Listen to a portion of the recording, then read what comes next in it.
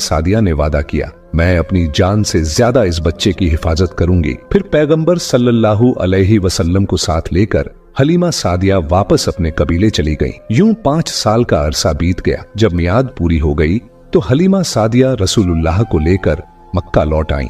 हजरत अब्दुल मुत्तलिब और जनाबे आमिना अपने लाल की जुदाई में तड़प रहे थे। हलीमा सादिया को इनाम देकर रुखसत किया गया। अब पैगंबर सल्लल्लाहु अलैहि वसल्लम अपनी माँ और दादा की आगोश मोहब्बत में आ गए। तारीख बताती है कि आपने 1 साल अपनी माँ के साथ गुजारा, यहाँ तक कि उम्र 6 साल की हो गई। एक रात जनाबे आमिना ने ख्वाब में जनाबे अब्दुल्लाह को देखा। दिल बेचैन हो उठा। सुबह जब आंख खुली तो कहा, मैं अपने शौहर की कब्र की जियारत करना चाहती हूँ। चुनांचे हजरत अब्दुल मुत्तलिब की इजाजत से जनाबे आमिना अपने बेटे रसूलुल्लाह सल्लल्लाहु अलैहि वसल्लम को लेकर मक्का से मदीना रवाना हुई। यही वो मदीना है कि जब पैगंबर सल्लल्लाहु अलैहि वसल्लम सालों बाद हिजरत फरमा कर आए तो इसी शहर की बच्चियों ने तलाल बद्रु अलैना पढ़कर खुशामदीद कहा था। तारीख बताती है कि जनाबे आमिना तकरीबन 1 महीने तक उसी कबीले में रहीं, उसी मकान में ठहरी जहां हजरत अब्दुल्लाह की कब्र मुबारक मौजूद थी। कुछ अरसा वहां सुकून से गुजारने के बाद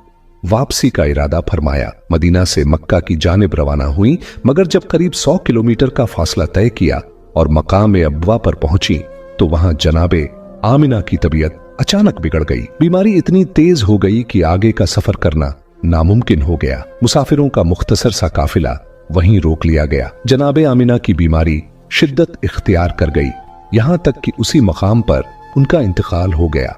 पैगंबर सल्लल्लाहु अलैहि वसल्लम की उम्र उस वक्त 6 साल थी। बाप के बाद अब मां की जुदाई का दूसरा सदमा भी आपको बर्दाश्त करना पड़ा। जनाबे आमिना को वहीं मकाम अब्वा में बहुत ही एहतराम के साथ दफन किया गया। जनाबे उम्मे ऐमन इस 6 साल के मासूम बच्चे को अपनी गोद में उठाकर मक्का की तरफ वापस ले चली। तारीख में दर्ज है कि पैगंबर सल्लल्लाहु अलैहि वसल्लम को अपनी वालिदा और उनकी कब्र मुबारक की याद हमेशा दिल में रही। यहां तक कि जब सुलह ए हुदैबिया के मौके पर रसूलुल्लाह सल्लल्लाहु अलैहि वसल्लम मक्का की तरफ जा रहे थे और रास्ते में मकाम अब्वा से गुजर हुआ तो काफिले का रुख मोड़ने का हुक्म दिया। आप सल्लल्लाहु अलैहि वसल्लम ने फरमाया, मुझे अपनी मां की याद आ रही है, मैं उनकी कब्र की जियारत करना चाहता हूं।